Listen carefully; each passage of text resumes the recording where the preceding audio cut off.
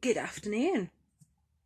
I was going to say good morning, but that would be lying because it is 3 o'clock on Saturday afternoon. I'm feeling a bit rubbish still. My flare's been really up and down this week, but for the past 2 days my IBS has been really bad. I did go and give blood yesterday, which might be why I have no energy today. But this morning we went out to Colville and just wanted to put this on camera. I am on a book buying ban for the whole of August, and I was in British Heart Foundation, and on their £1 books trolley there was about 5 that I really wanted, and I was like, nope, just need to get through. I'm halfway there.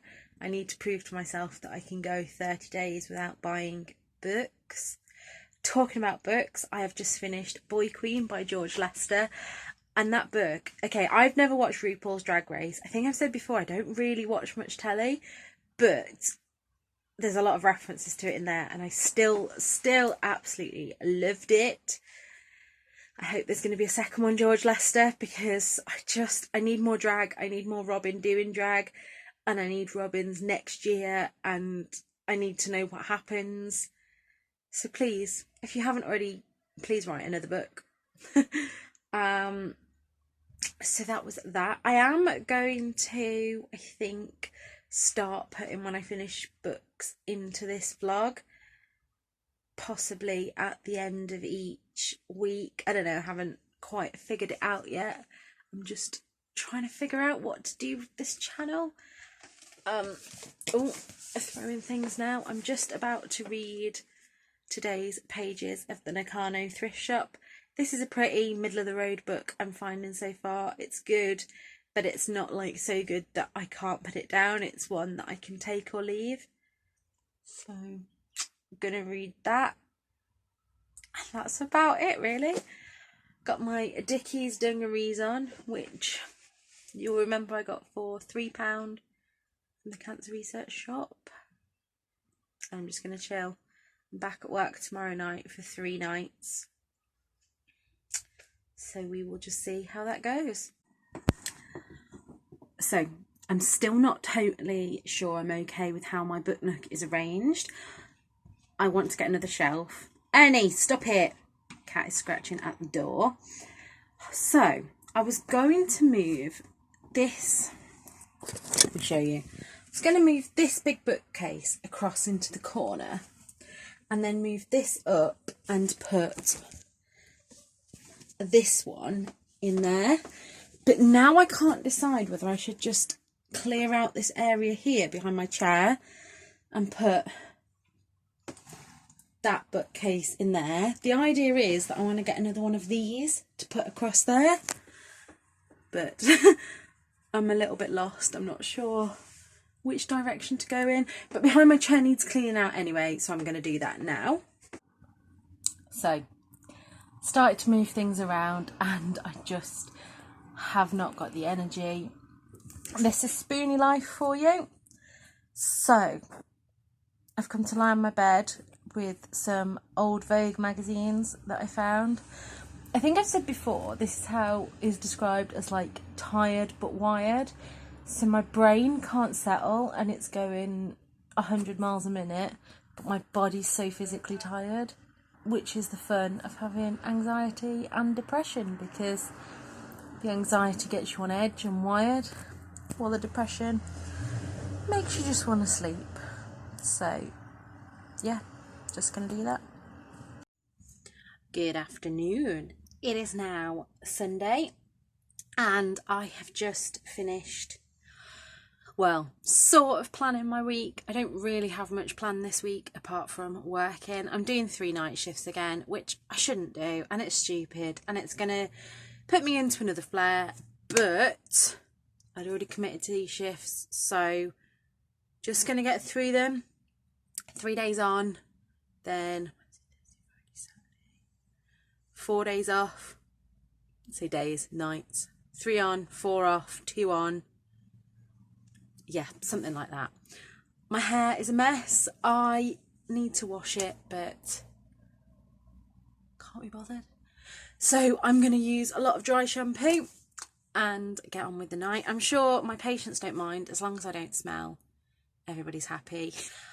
I just wanted to come on here and say, so my wonderful friend Victoria made a video today about problematic authors, and I've mentioned this in vlogs before, and I'll link her video here, go and check it out because she put it into words. And I just want to say publicly, like, I do not support J.K. Rowling, and I think I've been guilty in the past of trying too much to separate the art from the artist.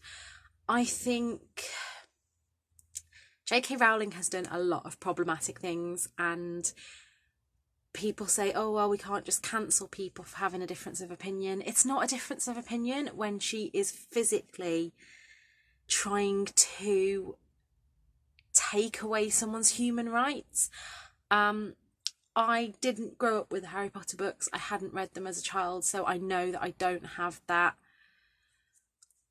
connection to it. But what I will say is I think that I personally, and I'd hope that some of you feel the same way, will not be buying any Harry Potter merch new. I will still continue to buy things from charity shops if I see them, not necessarily for me, but more for friends who are into it.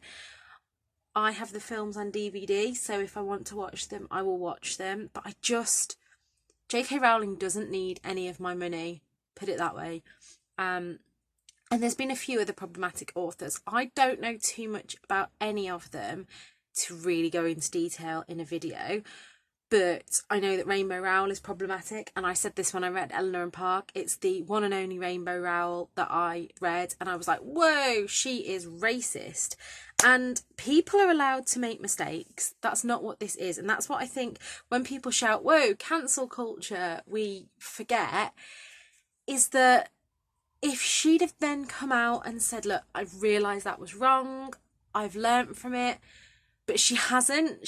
When she's addressed them, she's used the I have a Korean boyfriend.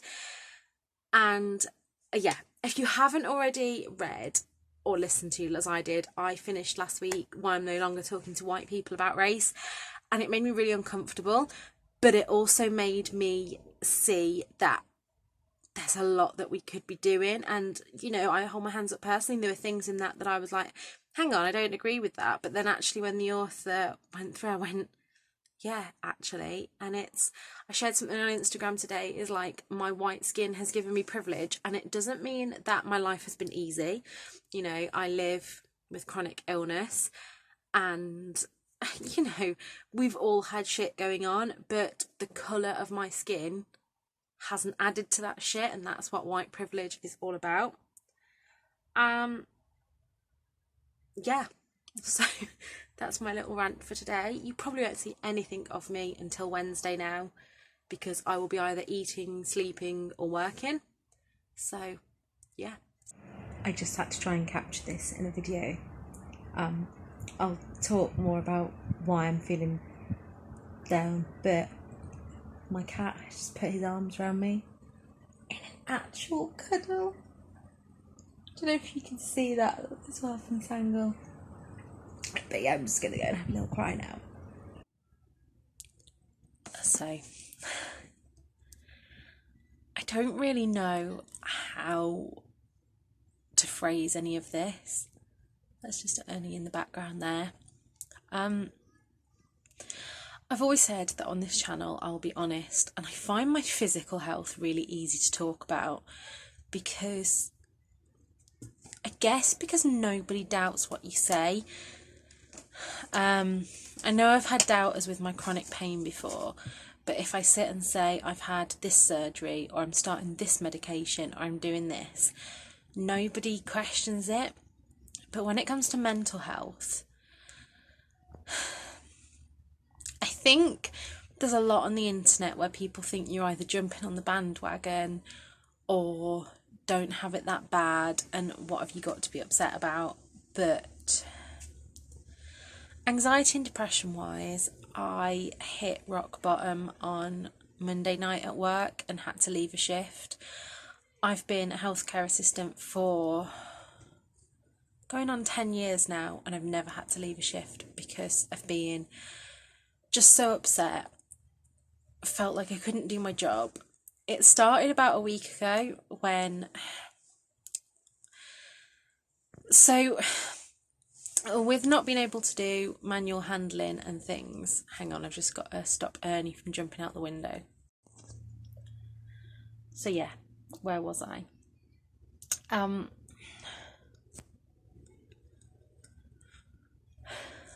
I feel like so I was at work a week ago, and I'd been told that this particular ward that I was working on was pretty good, that a lot of the patients were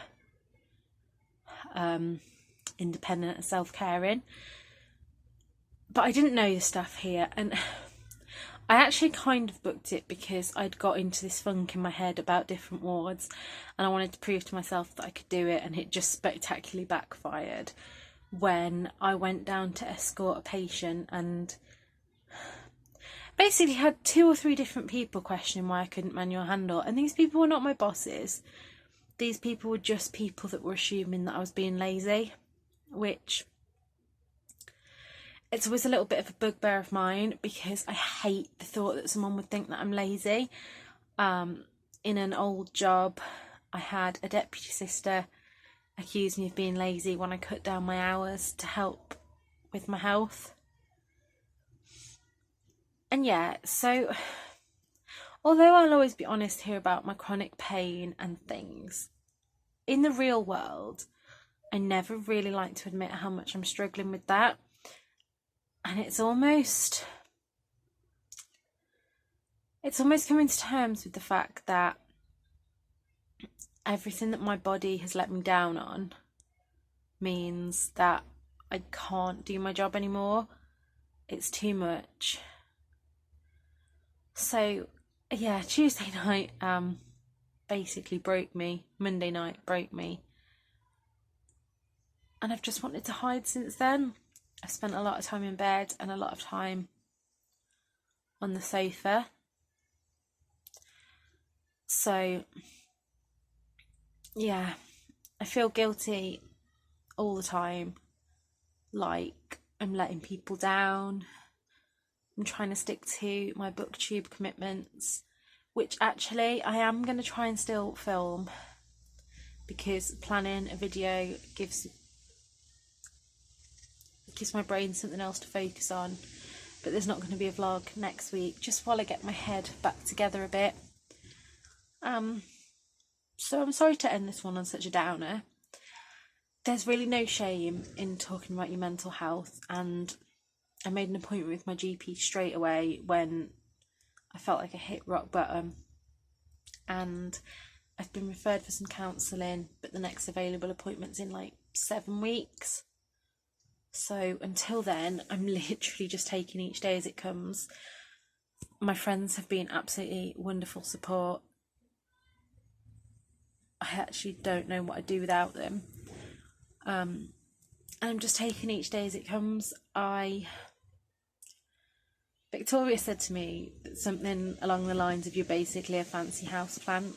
So I've been making sure I'm fed and watered, take my medication, and get up every day. Oh, and get outside, get some oxygen. But apart from that,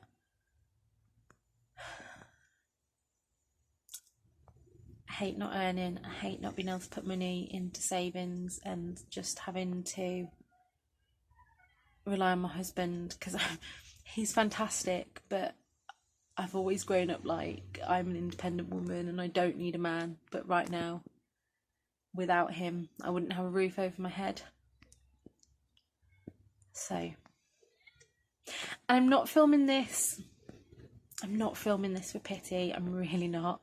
I really didn't know whether to say anything here, but I've always said that I'm going to be honest on this channel. So, yeah. So, I hope you're all okay. Please just bear with me if it takes me a while to respond to comments and things. I'm just having to do whatever it is my brain wants to do at the moment, and some days that's just not turn on a computer. And yeah, I hope you're all okay. Please, if you're not, reach out for help, because there is help available, and I will put down below some of the mental health resources that are there for you, and don't hesitate to get in touch with me. So until next time, look after yourselves. Bye.